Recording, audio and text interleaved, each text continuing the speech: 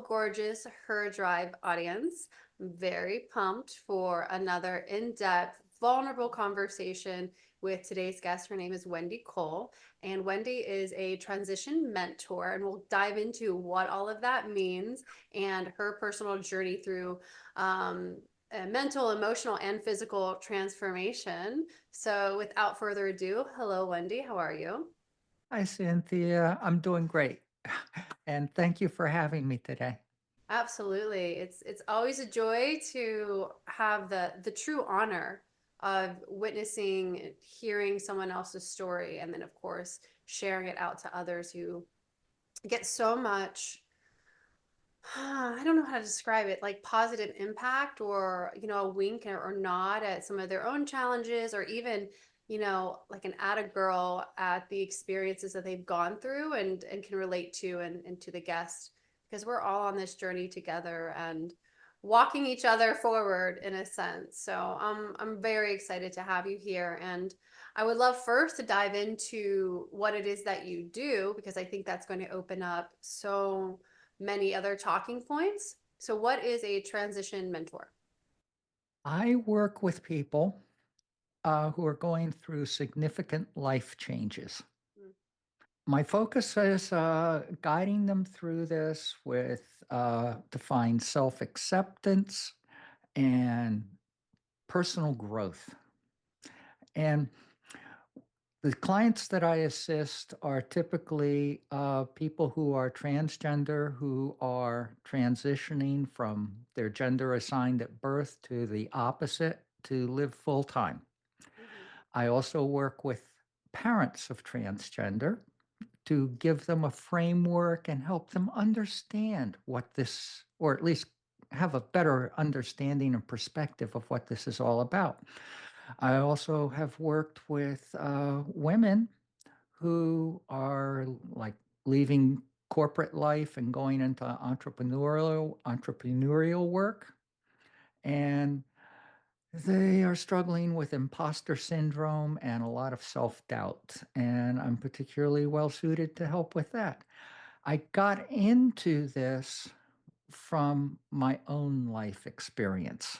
mm, I i was born transgender. mhm, It's not a choice. It's who I am. It's how I came into this world. Gender identity and sexual orientation are formed in the brain during the second trimester of birth. And for most people, it's total congruence. Everything works. It's all aligned. The energy is right. For me, it never was. I knew from an early age I was different. I'd say 3 or 4. I began to have a sense of what it was. By the time I got into grammar school, forget it. Boys on that side, girls on that side. Well, I wanted to be over there, but no, I had to be over there. mhm, After we're born and the doctor checks us out, it's the physical anatomy they go by to say it's a boy or it's a girl. Well, my brain went female, my body went male. That's mhm, basically it, and that's what happened. It happens more often than not in humanity than we realize. And there are a lot more of us around than most people realize. mhm. Yeah. Well, what is happening within that? I'm sorry, I can't remember which trimester you said that it occurs in, but Second, the second. Okay. that's when the sexual differentiation begins to occur between male and female.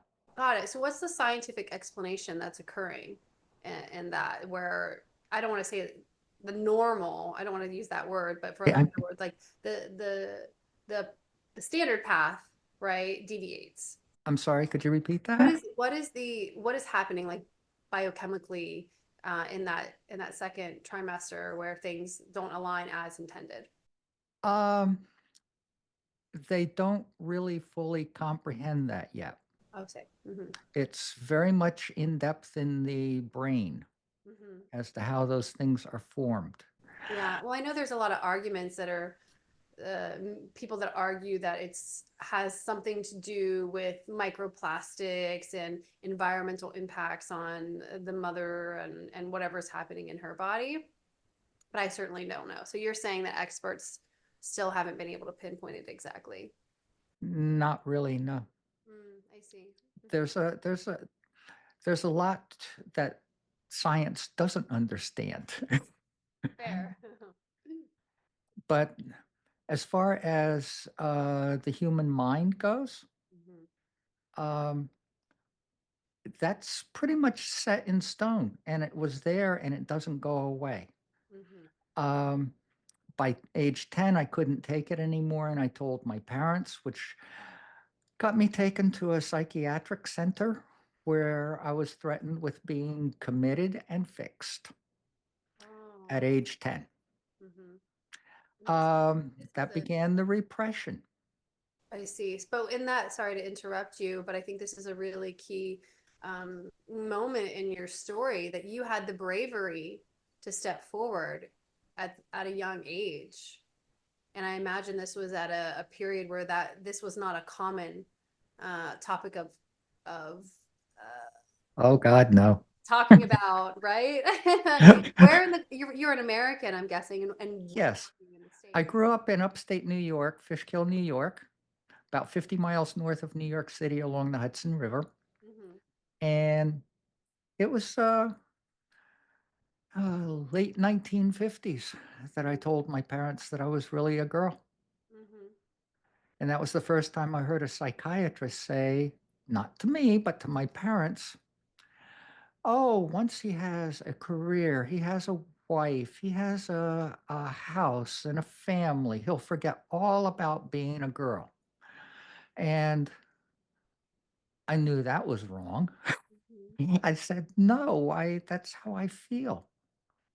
And the response back was to my parents again, he's too young to diagnose as transsexual. Hmm. The term transgender hadn't been invented yet. Okay. So he's either a transvestite or, and boys experiment with that, or he's a transsexual, but he's too young to diagnose. Okay. And the next time this really came up, I was graduating college and no idea what I was going to do with the rest of my life, but I knew I couldn't live with this. Cynthia, the inner turmoil that incongruence Hmm. creates is intense and phenomenal. It can affect people differently depending on the degree to which they have these feminine feelings. Hmm. For me, it was intense. Hmm. So I tried again. This is the early 1970s. And in New York State and in California, Hmm. in New York City and in San Francisco, Hmm. appearing in public as female when assigned male at birth would, and a policeman figured it out, I would be arrested, Hmm. fined, thrown in jail, and everything about me published in the paper. And that was commonplace. Hmm. So, in spite of that, I'm trying to transition. I found a psychiatrist who agreed to try and help me. I started coming out to neighbors in my apartment building. I started dressing as Wendy. Hmm. I picked that name in grammar school, by the way. I was wondering, okay, and what drew you to the name Wendy? She was the prettiest girl in my fifth or sixth grade class. Everybody liked her. She was really popular, Mm. and all the guys liked her. I wanted to be her. Okay, yeah, that makes perfect sense. Yeah, of course. Yeah. That's how powerful this is. Hmm. So, um, the psychiatrist took me to a quarterly meeting of a group of psychiatrists from the area. So I was in a hospital conference room with about 15 or 20 psychiatrists. Hmm. I start talking, not even 5 minutes in. One of the psychiatrists stands up, says, "I'll see all you all next quarter.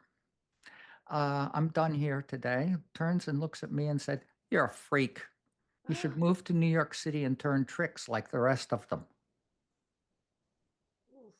That's exactly what I was told Mhm. in front of a group of psychiatrists.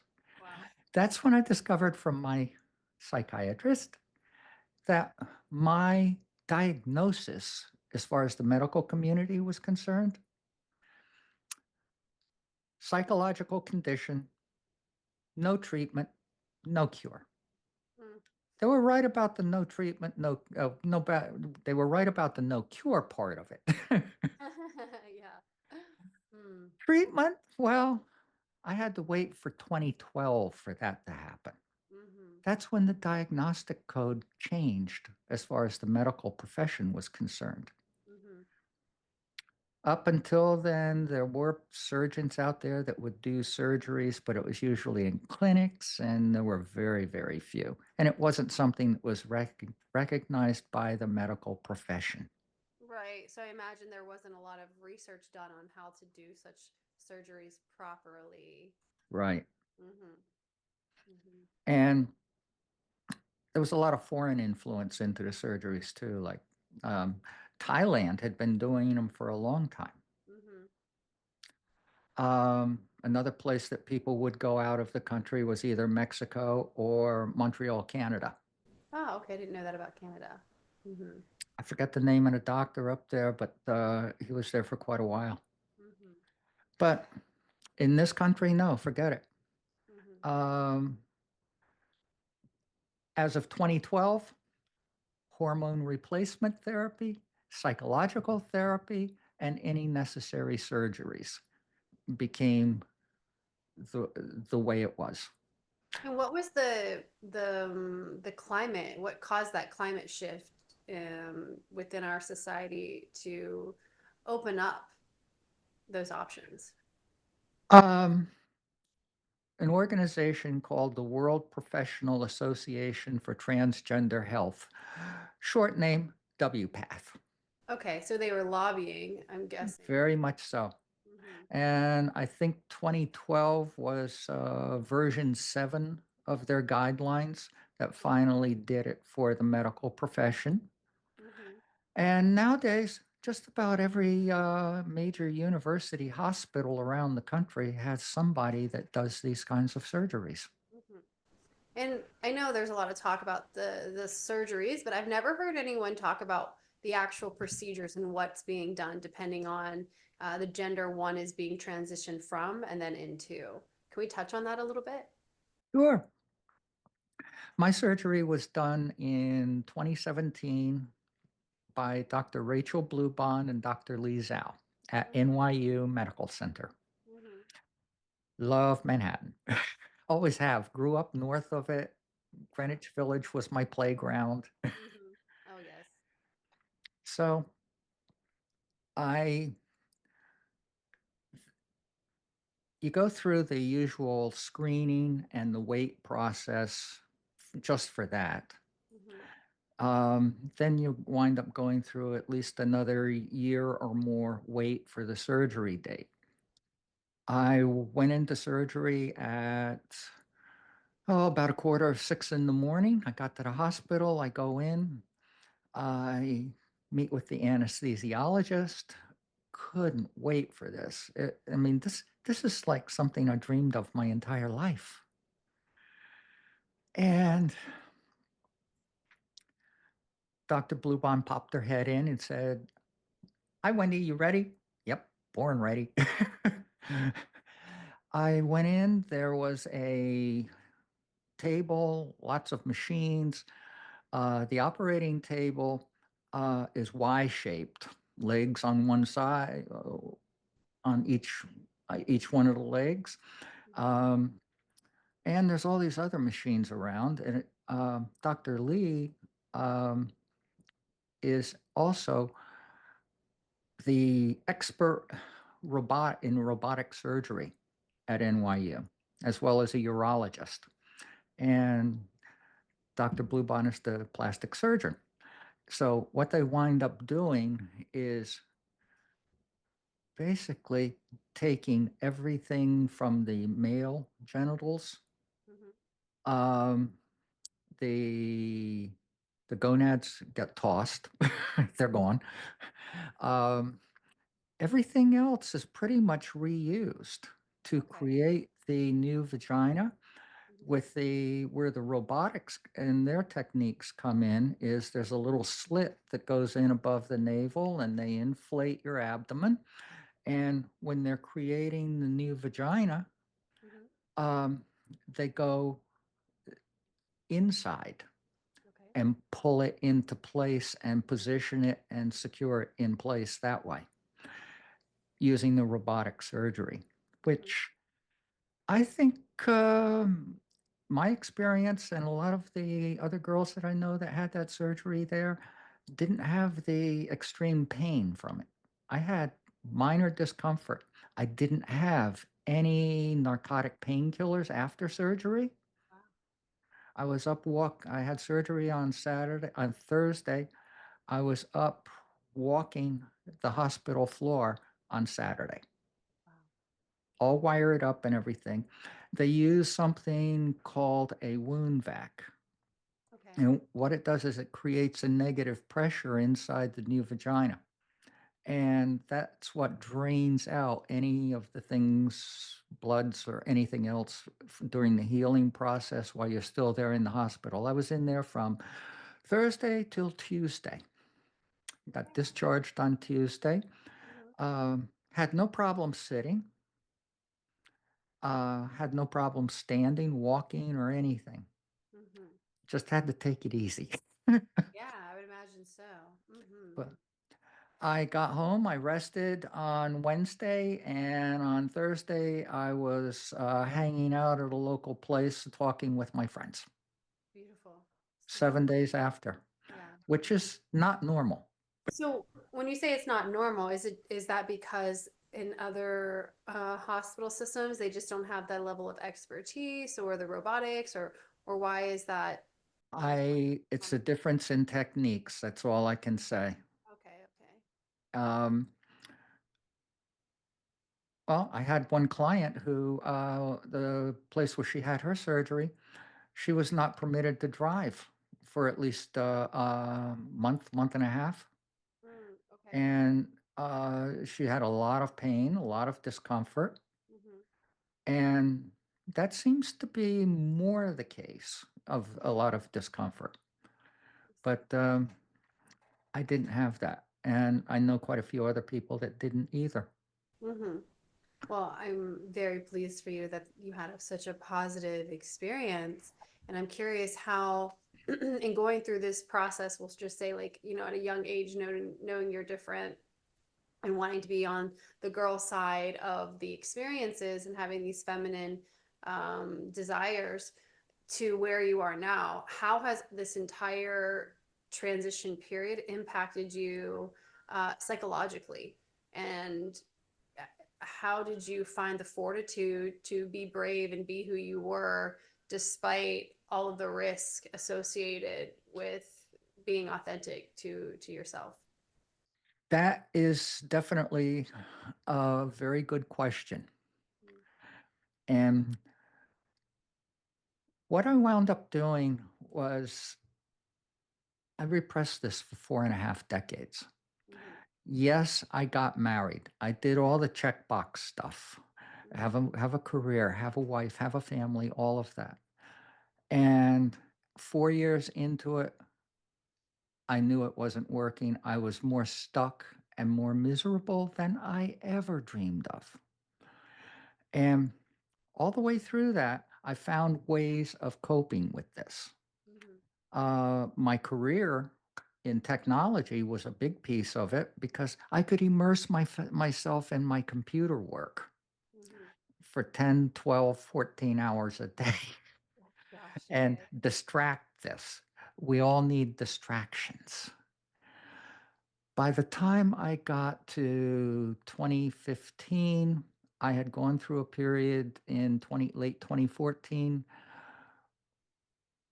I was ready to do myself in. Mm. It's a lot of the girls call it transition or die, TOD. Wow. There's Wow. literally no option left. I was so tired of repressing, and the turmoil and that this incongruence causes is overwhelming. Mhm. I just finally was ready to give up. But Mhm. that's when I found out 2012, everything changed. Yay. Mhm. Mhm. I went upstairs that day. I told my wife at the time, remember what we talked about in 1978 when I told you all about this? Yep, it never left. And now I can do something about it. Wow. Mhm. And she, of course, had been afraid that I would do something about it all the way through our entire married life. Mhm. This is part of the other thing. By the time I got to January, when I had my first appointment for therapy, Mhm. I hadn't talked to anybody about how I felt or what was going on with me for 4.5 decades.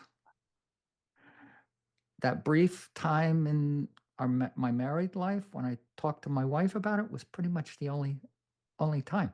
Otherwise, it was one of those. It was continued to be a secret and repressing. Mhm. Well, I'm so I curious got. because it seems like everything outside of, you say there's something that can be done about it. We're meaning like surgically, correct? Mm-hmm. Yeah. So I'm But curious, because it seems like you knew at a young age, you talked to your parents, you then went through that period of expressing and dressing and coming out to your neighbors, but then you ultimately decided to get married. And I'm not bringing this up as a way to like right. shame or blame. It's just a beautiful part of your story. And I think it's also beautiful that you had this honesty with your then wife, that you would come forward. So, external perspective, right? It looks so easy. It's like this person knows exactly who they are, so why not just live in that state? Or were you wanting to, be able to transition before you could fully embody your authentic self? Well, one, when I found out that there was no medical cure and no medical treatment for it, and Mm-hmm. no acceptance there, and at the time, the rest of society, you know, deemed this as something whatever. Mm-hmm. Yeah, that's a um, lot of words. mhm. Yeah. So uh, that's when I decided it, I, if I did it then, I would have to leave everything behind, Mm-hmm. totally vanish from everybody and everything I'd ever known, Mm-hmm. never to go back and pop up someplace else as Wendy. Got it. That's typically the way it was done. I Wow. talked to a woman maybe 4 or 5 years ago, who had done this in 1978 Wow. in a southern state. Wow. And she said she envied me. Oh. And I said, "Why? You've gotten to live like this." And she said, "No, I swapped one closet for another. Oh. Mm. I couldn't talk to anybody about who I was over here. I popped up over here, and now I can't tell anybody about my past." And I know that feeling. I do. Mm-hmm.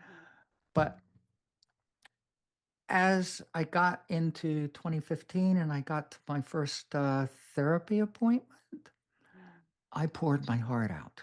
Mm-hmm. First time in 4.5 decades to ever talk to another human being like this. And when I got up to leave, went to say goodbye and I said, "I'll see you next week, Stephanie." Mm-hmm. And she said, she's still sitting there holding my file folder on her lap. And she looks at me and she goes, "What's your name?" I snapped back, "Wendy." I watched as she crossed out my male facsimile's name Mm-hmm. and wrote Wendy on my file. Gorgeous. She was the first person in 4.5 decades to ever accept me for who I am, what I am, Mhm. and that was the beginning. She got me back into my hippie days of meditation, mindfulness. Mhm. I got into visioning. I started getting into law of attraction. I got into Esther Hicks and Mhm. Abraham Hicks. Oh yeah. But my techie background also got me to where I this is how that affected me. I need to understand, okay, all the spiritual stuff works, but why? Of course. What's going on? Mhm. Because my whole body is not just my mind, it's also a whole system. Mhm. And I know the two work together. So what's going on? And that's when I got into Breaking the Habit of Being Yourself by Dr. Joe. Oh yeah, Joe Dispenza. Oh, yeah. He's a wizard. Love Dr. Joe. Yes. uh, of that book, chapters 7 and 8, I believe they are the ones that blew my mind. Mhm. I read the book after I transitioned, Mhm. but that first 6 months, all the mental work that I did to undo all that repression, Mhm. accept who I am, find self acceptance, Mhm. build my self awareness, and start the deconstruction process from decades of socialization. That's why at age 10 or even 5, I knew it would be very bad to tell my parents I was a girl Mhm. because of the socialization that happens after a child is born. Right. So I did a lot of work mentally. I stopped using the thinking brain part and Mhm. switched over to how does it feel? Mhm. How would I feel living like this? Because at the time, I had no clue if I would enjoy living as a woman. Oh my goodness. Yeah. I knew that's what I needed to do, Mhm. but I didn't know one, if it was possible, and two, if I could even do it. Wow. So it was it was more than a leap of faith. It was just blind trust in the universe Yeah. and the energy that I was feeling that I could do this. Mhm. And within 6 months, in June, my wife at the time, still married, we were in the process of getting divorced. When I announced in February of that year that I was going to start HRT, that's hormone replacement therapy, Mhm. that's when she said, "Oh, okay." We didn't discuss it. I said, "No, that's something that I need to do for me." And she said, "Oh, okay. Then we're getting a divorce." And I knew the answer, but I asked anyway. And I said, "Why?" And she said, "Well, you're going to develop breasts. Based on our conversation in 1978, Lord knows what else you're going to do." And I'm not a lesbian and I'm not going to be married to a woman. All perfectly reasonable. And yes, and that's one of the things I talked to my therapist about in the first therapy session Mhm. was the guilt and awe and the shame that I felt for 45 years. Mhm. And the guilt in particular for having lived a lie influencing so many other people's lives, including my wife. Mhm. And her statement to me was, there's nothing you can do about it. It's a useless emotion. It doesn't help you, and it certainly doesn't change anything for the other people Oh, by having and holding that guilt. by holding on to that guilt. Right. Mhm. So I, I believe within the first 2 sessions, I got rid of it. I got rid of the guilt. I got rid of the shame. And how did with your now ex-wife, I know you help people like specifically parents, but if you could go back in time and coming from the place where you are now, offer up some support, like what would you do? Because I imagine that yes, you're going through your whole process, which is a whole new revamp, and you're going into the chrysalis, so to speak, and then emerging as a whole new butterfly. Um, what and you're moving through your guilt, which I think is fantastic. But how does one who's in that pillar beside you move through that? Like what words of wisdom could you potentially give to her if you could go back in time? How would I approach her? Yeah, I mean, like so many times we're focusing on the person who is transitioning, which is so difficult and challenging and Hmm. beautiful, and I imagine just a mix of emotions. And then there's the potential partners or the parents or whomever. So the question Right. really is like, what, maybe not even to your ex-wife specifically, but just to anyone who's within that position of being the support system or the person who is having their world rewritten as well. What advice do you give to them? First, for parents Mm, specifically, I start from a framework of trying to explain this mhm. in terms to give them a framework that it's nothing they did. So many parents think that it's something that they did wrong, Oh, interesting. Hmm. and it's not. It's nothing they did. This is just how your child was born. Recognize that it takes a lot of it's a survival instinct, really. I've been told that I had a lot of courage to tell my parents. Mm, No. It's not the courage doesn't come into this until you're out facing the rest of society. mm, mhm, It's a survival that you have to come out like I came out to my parents. And when I told my wife, I'm doing it because I needed to do it because of my survival. I mhm, couldn't go on. mhm, For somebody like a spouse or a partner or whatever, I I encourage my clients who are married to actually consider uh, the spouse's perspective in terms of a male that I would work with. Um, I I said I'd say to him now going to a her, think about it from her perspective. She married a guy. She expected to be married to a guy. She's a heterosexual female that fits the heteronormative society. And you just pulled the rug out from under that. mm, And now you're actually going to become who you've always been. It's not transitioning into someone you weren't, it's becoming who you've always been. yeah. So the from that perspective, if they stay together, if I had stayed together with my wife, I know it wouldn't have worked. Mm,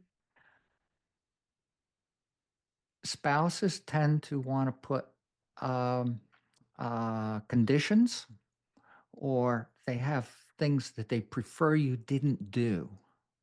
mm, okay. And I always caution my clients about compromising their transition. They've already compromised it by living totally up to that point in time as somebody they weren't. Mhm, Transitioning and becoming who you are were meant to be, that is something you shouldn't compromise. mhm, And if you do, just know that you're doing it, accept it, and go on with it. But realize that you're compromising. mhm, My wife, ex-wife, said about, well, now it's about 3 years ago, 2 years ago, somewhere in there, about 3 years ago.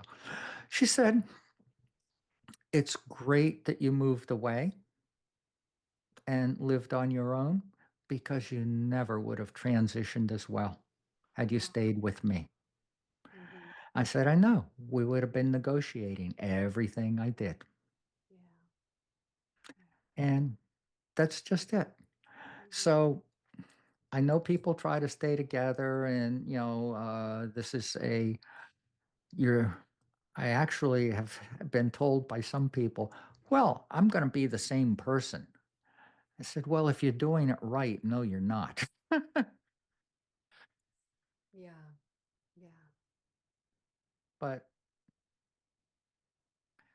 the mental work that I did over the first 6 months was what got me through, and I did really, really well with it. Beautiful. And what was the inspiration to move from a tech space and then into coaching? I pretty much outgrown the tech world. Mm-hmm. I'd gotten to a point where, well, my male facsimile, with all the turmoil and all the garbage going on inside me, Mm-hmm. was done with it. And I probably, in hindsight, looking back and at some pictures that I had from back about the 2012 era when I called it quits with tech, Mm-hmm. I was tired and I looked it. Mm-hmm. And I know that's why I couldn't get another contract. Yeah. I was just done. Yeah. So I feel like spiritually, when we're ready for a transition, sometimes God, spirit, divine, our higher self, whatever, starts to remove kind of some might say obstacles or remove things from our lives that have been like holding us in that state, that stagnation that no longer serve us. And if we don't remove it ourselves intentionally, many times Right. it dissipates and sometimes in big ways and other times just kind of fades out. So it sounds like everything was just really aligning for you to make a massive shift. And I love that. So when working with clients, what is your process for them? Do you have a certain amount of time that you work with people? Do you have certain programming? How does it look like to bring you on? If I work with somebody who's just beginning, Mm-hmm. I I like I encourage them to consider my 16-week program. Okay. In 16 weeks, I can accomplish a lot for people. Mm-hmm. Mm-hmm. Um, One of the first things we start with is the whole mindset change process. Mm-hmm. Working on their thoughts. I have them start some form of journaling so that they can keep track of what's going on in their mind. Because Mm-hmm. what I find, Cynthia, is that I encounter girls who have been living full time for a year, 2 years, 3 years, and they're still having struggles, and they're still have a lot of anxiety and fear, and they just don't think that they're right and everything. That's the first thing I look at is their self-acceptance when I start working with them. Mm-hmm. Without that self-acceptance as to who they are and developing that, Mm-hmm. none of the rest of it works. Mm-hmm. And that's why when they can get to a later stage where they're living full time, their legal name change is done, everything should be great, and they're still struggling. And they're afraid to blend into society and go out and be social with people. Oh no. Mm-hmm. There's a lot of girls who will only socialize at gay bars, will only socialize with each other, Mm-hmm. and that's kind of a sad way to go, in my opinion. Yeah, absolutely. And why do you think that is? Lack of self-acceptance and lack of self-esteem. Okay. Yeah, I They think that didn't they applies didn't for all of they us. they focused they focus on the facade, Mm, how you present, mm-hmm. even going to the extent of having facial feminization surgeries and everything, and still not happy with how they are. Yeah. Yeah. Got it. Yeah, so that's a key signal to go inward. I think it's so beautiful that you have a program that's built out to move into that state like initially. And then One, I think it's once I find that they get that self acceptance and they've done that inner work, mhm, then deconstructing all that male socialization and building back new mannerisms and behaviors that are more fitting to the gender in which they're living. And I also teach them about, well, first of all, when you appear in public, your gender is determined by a total stranger within seconds, mhm, and pretty much instinctively based on cues. mhm, And I tell my clients that once you have it to that point, now it's up to you not to confuse them. So mm, this is why you have to learn all these new mannerisms, new behaviors, new ways of conducting yourself. And that's another part of what I teach to go along with that. But until they have that level of self-acceptance, it doesn't sink in very well. mm. Wow, that's so interesting to me. And I never gave much thought to the deconstruction of more masculine characteristics, behaviors, expressions to then be rebuilt. That's really beautiful and And because gender is a continuum, a mm, spectrum, yes, ma'am. no one is 100% male or 100% female. We all fall somewhere in that middle area. Yeah, yeah, And yeah, there's a lot of females that do have some masculine traits and vice versa. yeah. Mm-hmm. So now, once I present it to my clients in that shape, now you get to pick and choose what you're going to focus on initially. And then you can be so so on all the rest. Mm-hmm. Mm-hmm. But Wow. you'll move through society and not have any problems. Mm-hmm. And I recently met a girl that was having difficulty, and she's become a friend. And actually, she does some other form of coaching. So she was telling me she gets misgendered a lot. They call her sir all the time at the hardware store, at the supermarket, etc. So I said, we talked about it a little bit, and I looked at her and I said, "You look great. Your hair, your makeup, everything is done just very nicely. I don't understand why you're doing this." And then I said, "What is going on in your head while you're out?" And she's thinking, "Oh, well, I'm a trans woman, so wonder what's going to happen." Ah, What I said to her was, "Stop.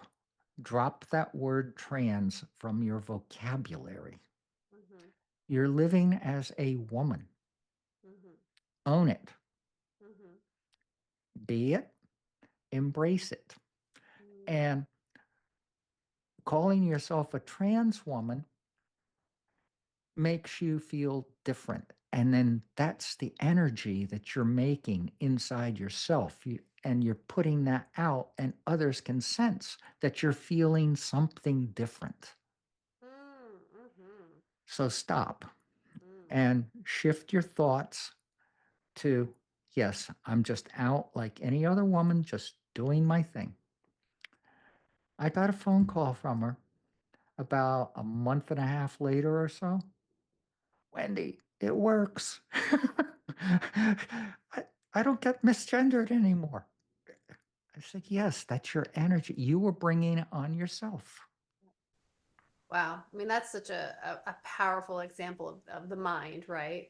So Yes, much of our life, our expression, our just experience is mental. So I love that you were able to make that connection for her. Mhm. Beautiful.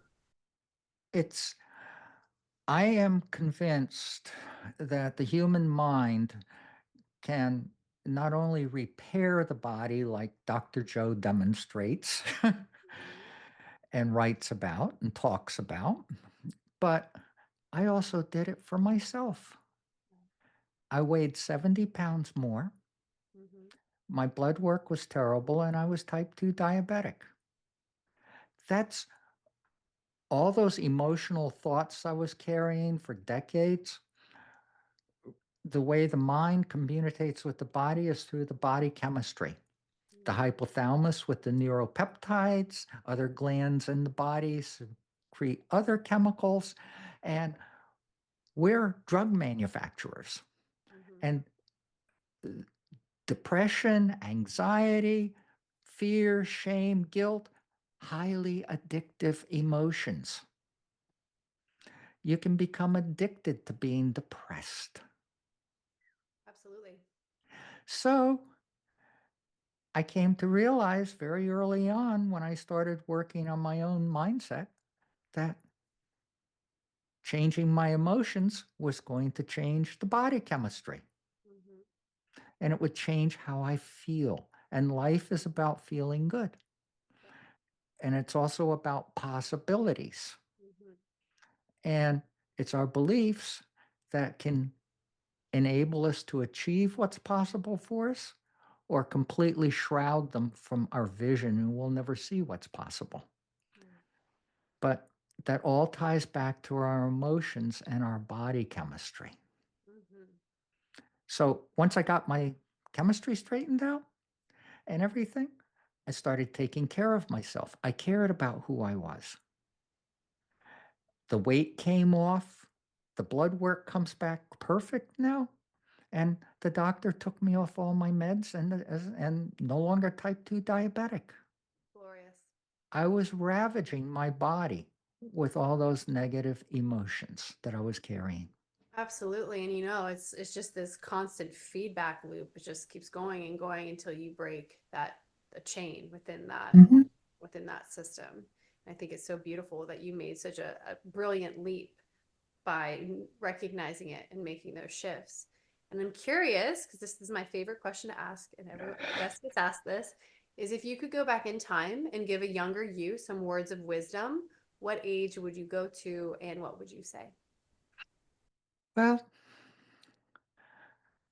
I would tell myself concerning this, definitely be patient and be kinder to yourself Oh, yeah. and focus on what you can do. Mm-hmm. Uh, because from everything I know about now versus what I knew back then, doing this even back when I was in the early 70s would Yeah. have been next to impossible. Wow. There was the movie Clockwork Orange came out in 1970, I believe it was.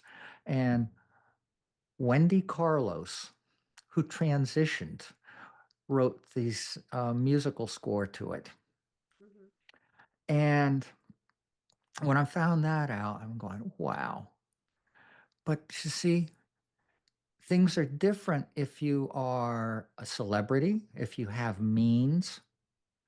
Even back then, you could do it Yeah. because you could find the resources and pay the money to get it done. Sure. So I would tell my younger self, be patient, it will happen. And take care of yourself because I know with all this turmoil I experienced, I could have done much better in my life academically and career wise if I hadn't been dealing with so much inner turmoil. Mm-hmm. Such sage words for all of us, even now. Well, Wendy Cole, it has been a joy to hear your experience and touch into, a very heart-based place with you. And just my last question is, where can everyone find you and your work? Meetwendycole.com. Mm, And there they'll find my calendar, my newsletter, and a link to my main website, and that dumps them into my blog where my podcast interviews are. But they'll find all of my coaching there. My social media links are on my links page there. It's all there. So meetwendycole.com. Fantastic. Well, again, thank you so much, Wendy, for coming on Her Drive and sharing a bit of your story. Okay. Thank you for having me. I've really enjoyed it, and I've enjoyed meeting you, Cynthia. Absolutely.